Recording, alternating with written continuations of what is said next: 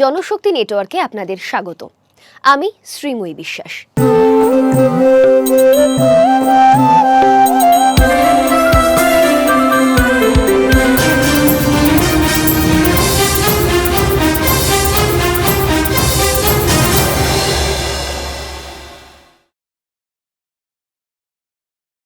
গালগোটিয়া university কি AI সামিটের গলাটাই টিপে দিয়েছে?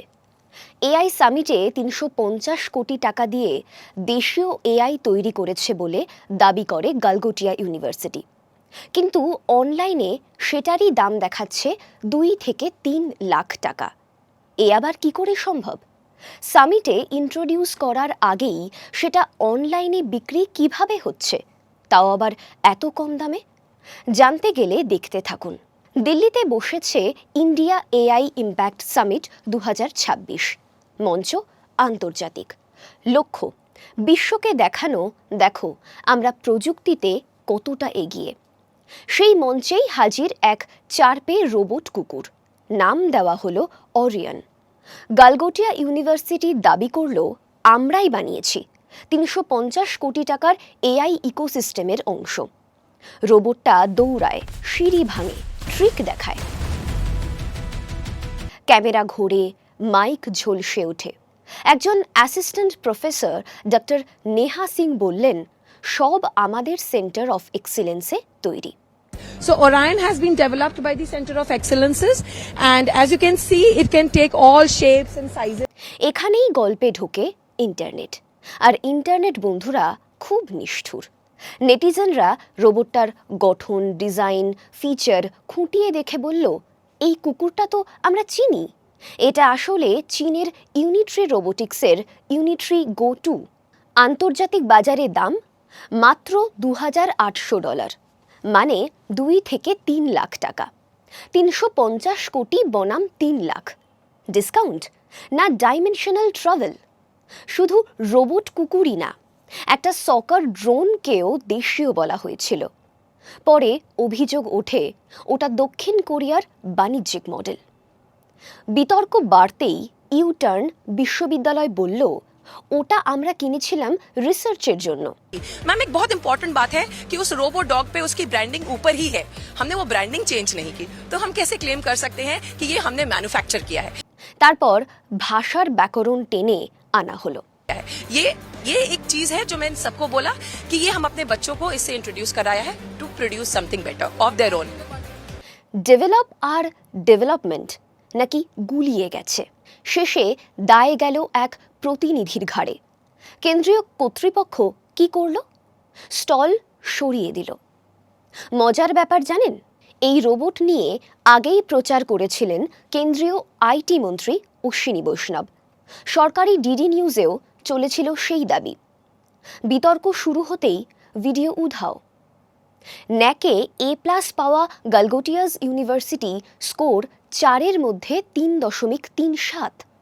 গত ২০২৪ সালের লোকসভা নির্বাচনের সময় এই ইউনিভার্সিটির ছাত্ররা হাজির হয়েছিল ইন্ডিয়ান ন্যাশনাল কংগ্রেসের দিল্লি হেডকোয়ার্টারের সামনে বিক্ষোভে। আর সেই বিক্ষোভ পুরো কমেডি শো। কংগ্রেসের সামনে দাঁড়িয়ে জোর গলায় গালগোটিয়ার ছাত্ররা সাপোর্ট করছিল ভারতীয় জনতা পার্টিকে। কেন? সেটা তো তারা নিজেরাই জানে না। ইনহেরিটেন্স ট্যাক্স, নরেন্দ্র মোদীর মঙ্গলসূত্র মন্তব্য, আরবান নকশালিজম, উইমেন এম্পাওয়ারমেন্ট, এই সব ইস্যুতে ছিল প্রোটেস্ট। কিন্তু এই ইস্যু নিয়ে কথা বলা দূরের কথা, হাতে ধরা প্ল্যাকার্ডটাই পড়তে পারছিল না এই ইউনিভার্সিটির ছাত্ররা। প্রশ্ন একটাই, একটা প্রাইভেট ইউনিভার্সিটি কেন এমন প্রোটেস্টে অনুমতি দিয়েছিল? শিক্ষা যদি প্রশ্ন করতে না শেখায়, তাহলে A+ শুধু পোস্টারে ভালো লাগে, মাথায় না। এখন সেই ইউনিভার্সিটিরই ভণ্ড কাণ্ড কারখানা এআই সামিটে সামনে এলো।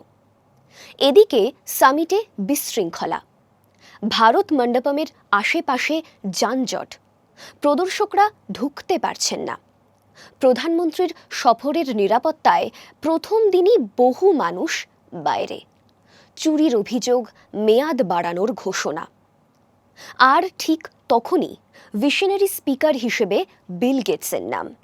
উপস্থিতি নিয়ে বিভ্রান্তি। তারপর উঠে আসে জেফ্রি এপস্টিন সংযোগের প্রসঙ্গ। মন্ত্রী হরদীপ সিং পুরী অতীতে জেফ্রি এপস্টিনের সাক্ষাতের কথা স্বীকার করায় প্রশ্ন আরও বাড়ে। বন্ধুরা, এই সামিট ছিল ভারতের প্রযুক্তিগত বিশ্বাসযোগ্যতা গড়ার সুযোগ, কিন্তু হলো তার উল্টোটা। চীনের ডিজিটাল প্ল্যাটফর্ম কটাক্ষ করল। সোশ্যাল মিডিয়ায় ভাইরাল হলো আসল ব্র্যান্ডিং, রোবট বিক্রির লিঙ্ক। এখন আসল প্রশ্নগুলো হলো, ৩৫০ কোটি টাকার এআই ফান্ডের ব্যয়ের নিরীক্ষা করল কে? প্রদর্শিত প্রযুক্তির উৎস যাচাইয়ের দায়িত্ব কার? আর ভবিষ্যতে এমন আন্তর্জাতিক মঞ্চে এই ভুল এড়ানোর প্রোটোকল কোথায়? আর এই সরকার করছেটা কি? যেখানে প্রচার আগে যাচাই পরে, যেখানে ট্যাক্সের টাকা দিয়ে তৈরি হয় ব্র্যান্ডিং, আর প্রশ্ন করলেই বলা হয় নেগেটিভ হবেন না। প্রযুক্তি মানে শুধু কোড না, প্রযুক্তি মানে জবাবদিহি, প্রযুক্তি মানে বিশ্বাসযোগ্যতা।